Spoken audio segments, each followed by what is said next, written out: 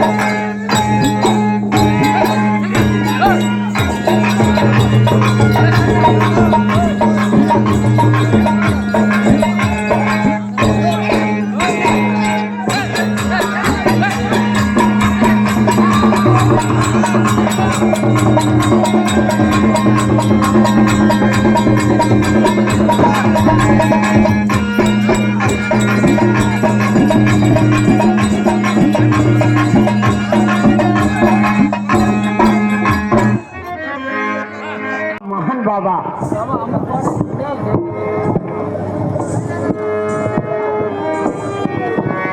ಎಲ್ಲ ಜನ ದೇವಾ ವಯಸ್ಸಾದ ವೃದ್ಧರನ್ನು ಹೊಂಡದಲ್ಲಿ ಮುಳುಗಿಸಿ ಅವರನ್ನು ಯೌವನರನ್ನಾಗಿ ವರವನ್ನು ನೀಡಿದ ಶ್ರೀ ಗುರುಗುಂಟೇಶ್ವರನ ಪಾದಗಳಿಗೆ ವಂದಿಸುವ ಶರಣ. ಹರೇ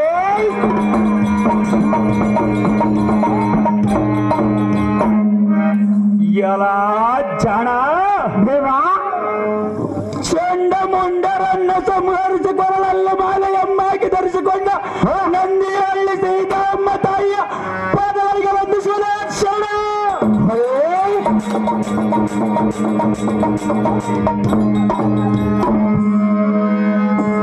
ಎಲ್ಲ ಜನ ದೇವಗಣ ನನಗೆ ವಿದ್ಯೆ ಕಲಿಸಿದ ಗುರಿಗಳಿಗೂ ಹಾಗೂ ಇಲ್ಲಿ ಸೇರಿರುವ ಸಮಾಜದವರಿಗೂ ವಂದಿಸುವ ಶರಣ.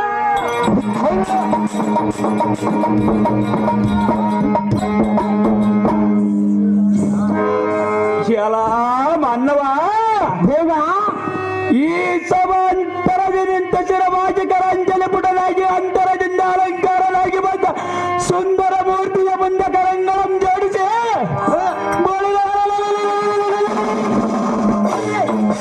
ಭಯಭಕ್ತಿಯಿಂದ ಮಾತನ್ನಾಡಿಸುವ ನೀನು ನಾವನಲೈ ಮಠ ನಡೆಯಲೇ ಮುಂದಿನ. ಓಹೋ ದೇವ ನಾವುದಾರನ್ನು ಕೇಳಿದೀಯಾ? ಕೈಲಾಸದಲ್ಲಿ ಪರಮೇಶ್ವರ ಹೆಂಡತಿ ಪಾರ್ವತಿ, ಬ್ರಹ್ಮನ ಹೆಂಡತಿ ಸರಸ್ವತಿ, ಪಂಚಪಾಂಡವರ ಹೆಂಡತಿ ದ್ರೌಪದಿ, ಸುಧನ್ಮನ ಹೆಂಡತಿ ಪ್ರಭಾವತಿ, ನನ್ನ ಹೆಂಡತಿ ಹೆಸರು ಕುಶಲಮತಿ, ನನ್ನ ಹೆಸರು ರುದ್ರಪಾದ ರಾವಣ ಸಾರಥಿ ಎಂದು ಕರೆಯುತ್ತಾರೆ ಭೂಪತಿ. ಹೇಳಿಕೊಂಡು ಬರಬೇಕು ತಮ್ಮ ಮುಂದಿನ ಸಂಗತಿ. ಎಲೈ ಸಾರಥಿ ನಾವುದಾರೆಂದರೆ ಹೌದಾ ರಾಜ? ಚತುರ್ಥ ಪ್ರಭುವನ ಬ್ರಹ್ಮಾಂಡ ಮಂಪರಿಶೋಭಿಸುವ ತಯಾರಿಯ ಪಾದ ಸೇವಕ ಸರ್ವ ಸಾಮ್ರಾಜ್ಯ ಸಾರ್ವಭೌಮರಾದ ದೇವದ ಮಹಾರಾಜನ ಪ್ರಧಾನ ಶ್ರೇಷ್ಠ ಶತ್ರು ಹಣೇ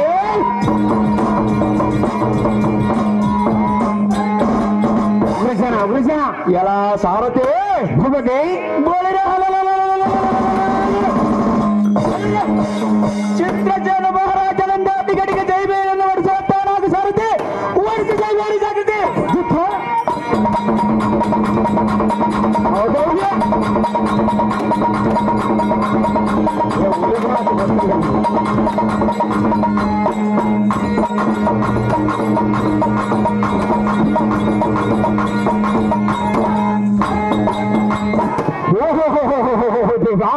ಹರ್ಷರ ಅಧಿಪತಿಯಾದ ವೀರಚಿತ್ರಚೇನ ಮಹಾರಾಜರು ತಾವಾದರೆ ಇಂದು ಅಂದವಾದ ಸಭಾಂತರಕ್ಕೆ ಬಂದ ಕಾರಣವೇನು ದೇವ? ಗದ್ದಕ ಕಲ್ಲಿಟ್ಕೊಂಡು ನೋಡ್ತಾನೆ ನಮ್ಮ ಮಾವ. ಎಲೈ ಸಾರಥಿ ಈ ಸುಂದರವಾದ ಸಭಾ ಮಂದಿರಕ್ಕೆ ಬಂದ ಕಾರಣವೇನೆಂದು ಕೇಳಿದೆಯಾ? ಹೌದು ದೇವ. ಹಾಗಾದರೆ ಹೇಳುವೆನು, ಇತ್ತ ಕಡೆ ಬರುವಂತವನಾಗು. ಚೆನ್ನಾಗಿ ಹೇಳಿ ರಾಜ. ಎಲ್ಲ ಸಾರಥಿ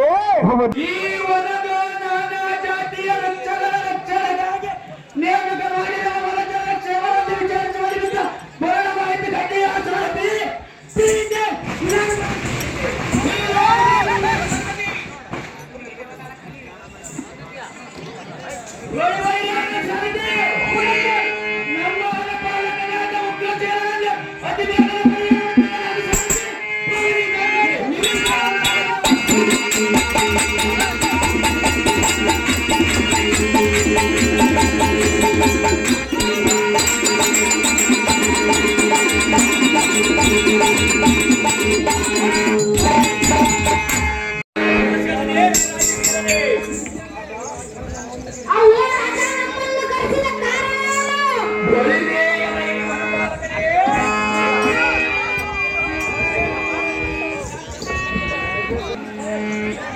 ಈ ವನದಲ್ಲಿರುವ ಇರುವಂತಿಗೆ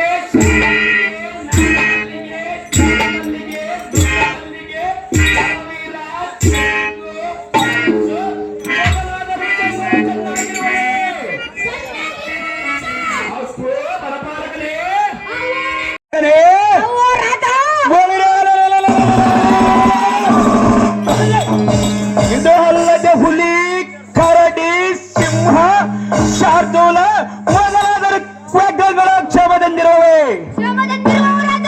ಅಪ್ಪೋ ವನಪಾಲಕನೇ ಪ್ರತಿ ತಿಂಗಳಿಗೊಮ್ಮೆ ವನಚರರಿಗೆ ಸರಿಯಾಗಿ ಸಂಬಳ ಚೆಲ್ಲುವಂತೆ ಆಜ್ಞೆಯ ಮಾಡು ಮಂತ್ರಿ ಸರ್ವಕಾರಕ್ಕೆ ನೀನೇ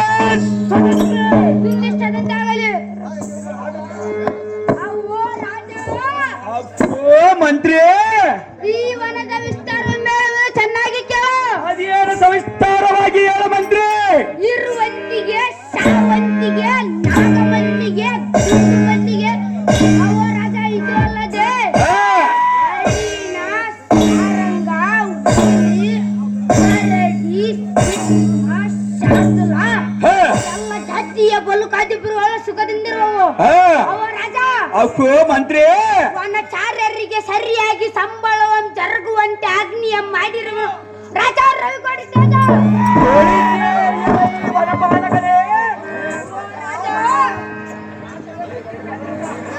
ಈ ವನದ ದಾರ ಬಂದ ಕಾಲಕ್ಕೆ ವಲಯಕ್ಕೆ ಬಿಡಬೇಡ. ದಾರಾದರೆ ನಮ್ಮ ಆಜ್ಞೆಯ ಮೀರಿ ವರವಕ್ಕರ ಬಳಿ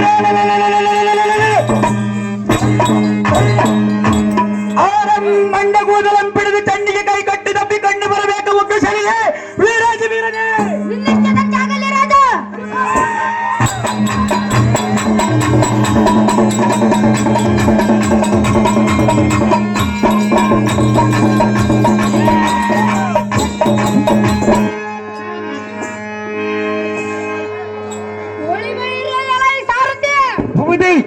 ನಮ್ಮ ರಾಜನ ಆಜ್ಞೆ ಆಯ್ತು, ಇನ್ನು ತಡವಟಕ್ಕೆ ಕೋಟಿ ಸೂರ್ಯ ಪ್ರಕಾಶದಂತೆ ಪ್ರಜ್ವಲಿಸುವ ರಥಕ್ಕೆ 9 ಕುದುರೆಗಳ ಬಂಧಿಸು. ಊಟಿಯಿಂದ ನಮ್ಮ ಉದ್ಯಾನವನಕ್ಕೆ ರಥ ಬಿಡು ಸಾರ್ಥ ಜಾಗ್ರತೆ.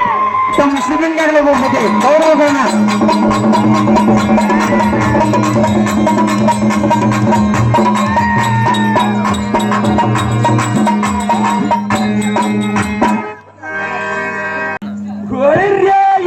ವ್ಯಾಘ್ರನಂತೆ ಮುಕ್ಕಡಿಪ ಉಗ್ರಶಾಲನೆ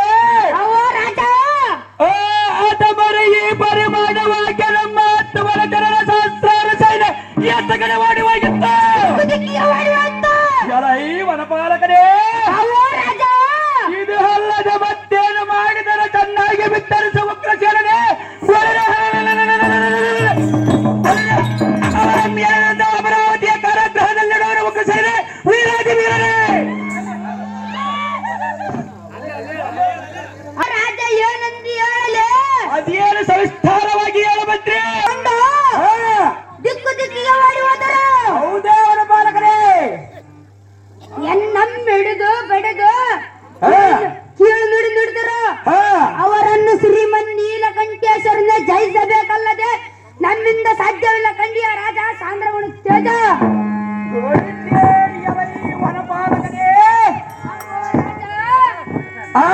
ಅಧಮಾಸ್ತಿನಾವತಿಯ ಪಾಳೆಗಾರನಾದ ಕುರುಡದುರ್ಗ ಅಷ್ಟಲ ಮಗನಾದ ಗೌರವನೆಂಬ ಕೂಳನು ನಮ್ಮ ಮನವ ಪಕ್ಕದ ಗೋಳಿ ಮಾಡಿದರೆ. ಹೌದು ರಾಜ. ಅಪ್ಪೋ ವನಪಾಲಕರೇ, ಅವೋ ರಾಜ ಇದು ಅಲ್ಲದೆ ಮತ್ತೇನು ಮಾಡಿದರೆ ಚೆನ್ನಾಗಿ ಬಿತ್ತರಿಸುವ ಉಗ್ರಶಾಲನೆ ಅವರ ಮೇಲೆ ತರುವನ ಚರ್ಚನೆ. ಅವೋ ರಾಜ. ಅಪ್ಪೋ ಮಂತ್ರಿ, ಜಾಗ್ರತೆಯಿಂದ ನಮ್ಮ ಸೈನ್ಯವನ್ನು ಕೂಡಿಕೊಂಡು ಕೌರವರ ಗುಡಿ ಯುದ್ಧ ಮಾಡಲು ಹೋಗೋಣ ನಡಿ ರಾಜ ಸಾಂದ್ರವನು ತೇಜ. ನಿನ್ನ ಇಷ್ಟದಂತೆ ಆಗಲಿ ಉಗ್ರಶಾಲನೆ ವೀರಾಜ ವೀರನೇ.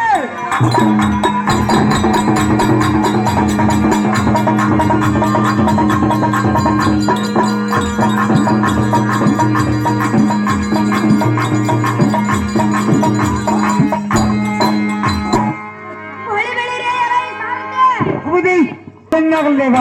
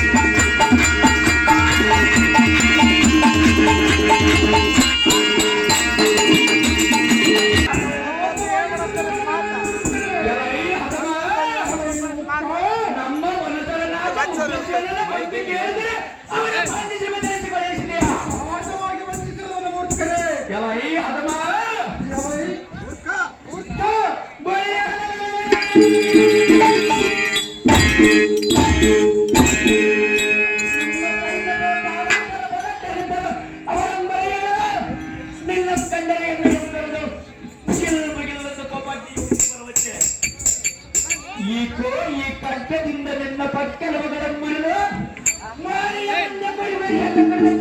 ನಿನ್ನ ಕೈ ಬರುವುದು ಪಾಪತ್ತರೆ ಹಚ್ಚಿಬಿಡ್ತಾರೆ.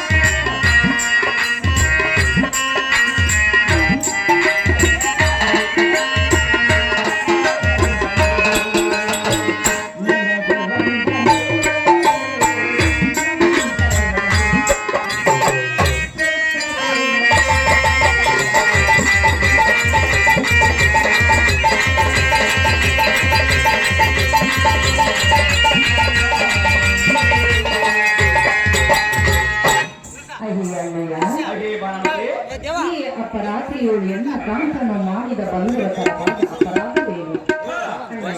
ಅದೇ ಭಾನುಮತಿ, ನಾನು ನಿನ್ನ ಒತ್ತಿದ ಮಗಳೆಂದು ತಿಳಿದು ನನ್ನ ಕಾಂತನ ಸೆರೆಯನ್ನು ಪರಿಹರಿಸುತ್ತೇನೆ.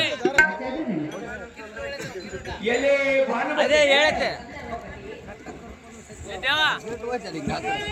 ಈ ಗುರುಪತಿಯ ಸೆರೆಬಿಡಿಸಲು ಸೆರವಟ್ಟಿ ಬೇಡಿಕೊಳ್ಳುವೆಯಲ್ಲ.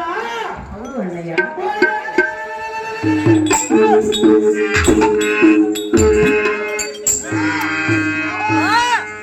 ಅದೇ ಭಾನುಮತಿ, ಪತಿ ಈ ಸಂಗತಿ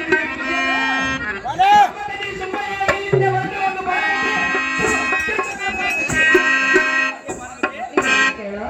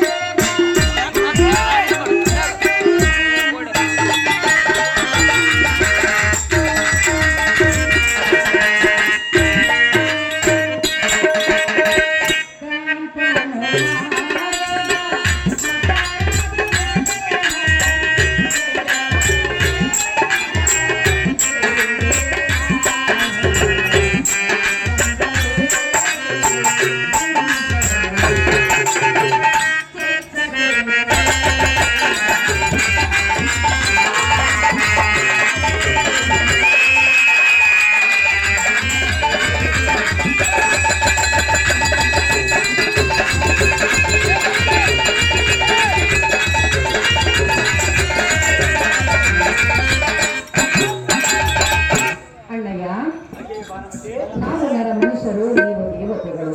ನಿಮಗೆ ನಾವು ಹೀಗಾಗಬಲ್ಲೆ ಹೇಗೆ? ಅಣ್ಣಯ್ಯ, ಕರಮಗಿದು ಸ್ಥಿರವಾಗಿ ಪರಿಪರಿಂದ ಬೇಡಿಕೊಳ್ಳುವೆ. ಎನ್ನ ಕಾಂತನ ಸೆರೆಯನ್ನು ಪರಿಹರಿಸುವ ಅಣ್ಣ ರಾಜ.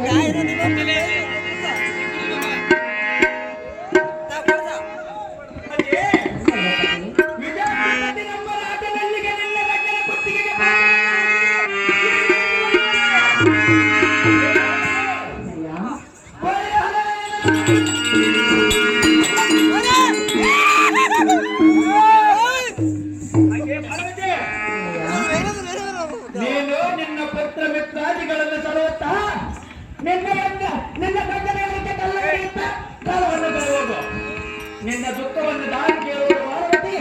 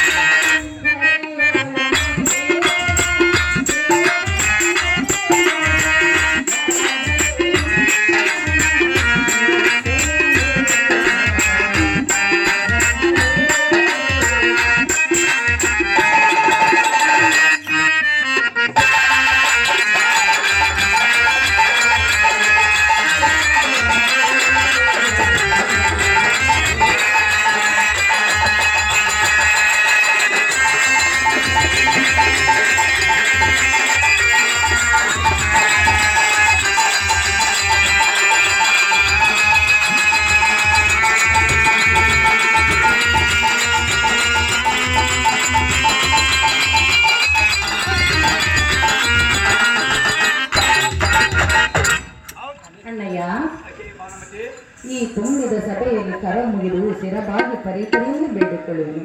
ಹೀಗಾದರೂ ಮಾಡಿ ನನ್ನ ಕಾಂತನ ಸೆರೆಯನ್ನು ಪರಿಹರಿಸು ಕಣ್ಣಯ್ಯ ಅಣ್ಣಯ್ಯ.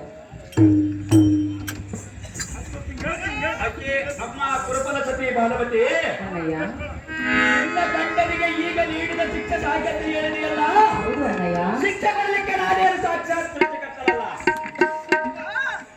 ಭಾನುಮತಿ ಗಂಧರ್ವಪತಿ ಈ ಅಧಮನ ವಿಧಾತೃಪತಿಯಾದ ನಮ್ಮ ರಾಜನಿಗೆ ಎಡಗೈದು ಇವರ ಮಾನ್ಯವನ್ನು ಕಳೆದು ಬಿಡುವೆ. ಅಕ್ಕೆ ಭಾನುಮತಿ ಅಯ್ಯ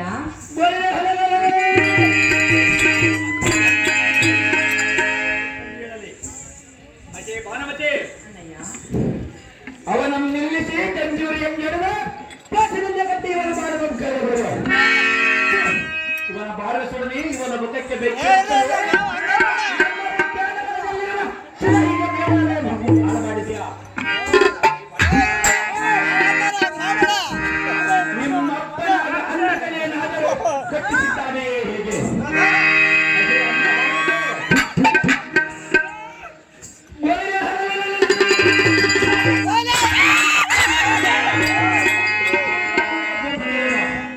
ಅಖಿಲ ಭಾನುಮತಿ ಸಾಕ್ಷಾತ್ ಪರಮೇಶ್ವರನ ಸಾಕ್ಷಿಯಾಗಿ ನಿನ್ನ ಗಂಡನನ್ನು ಬೆಳೆದಿಲ್ಲ.